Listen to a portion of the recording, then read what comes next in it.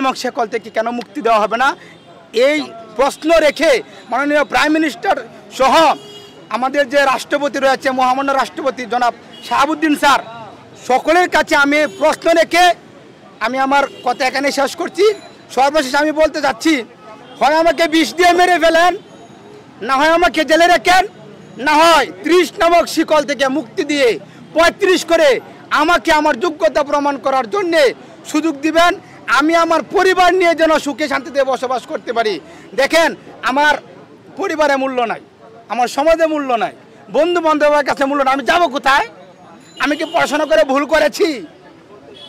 আমাকে এগুলো থেকে আপনাকে মুক্তি দিতে হবে, নতুবা আমি আগামী 11ই মে আমি কথা দিচ্ছি, যদি 11ই মে আমাদের আসতে হয়, নিশ্চিত থাকেন এই আনোয়ার এখানে জান দিয়ে যাবে, তবু এই মাঠ থেকে যাবে না।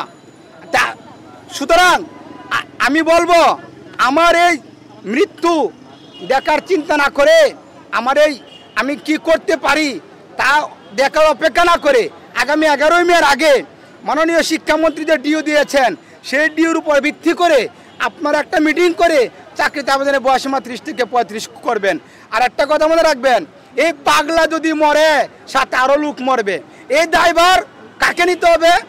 জনপ্রশাসন যে মন্ত্রণালয় যারা রয়েছে, মন্ত্রী, প্রতিমন্ত্রী, সভাপতি যারা রয়েছে, স্থায়ী কমিটির সদস্য সহ, আপনারা জানেন জনপ্রশাসন মন্ত্রণালয়ের স্থায়ী কমিটির প্রত্যেক মেম্বারের কাছে আমরা গিয়েছি না?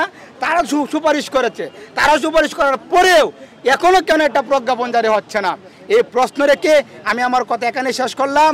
জয় হবে বাংলাদেশ থেকে বেকার সমস্যা দূর হবে, বাংলাদেশ থেকে বেকার সমস্যা জয় হবে, 35-এর দূর হবে এই স্বাধীন বাংলাদেশ থেকে।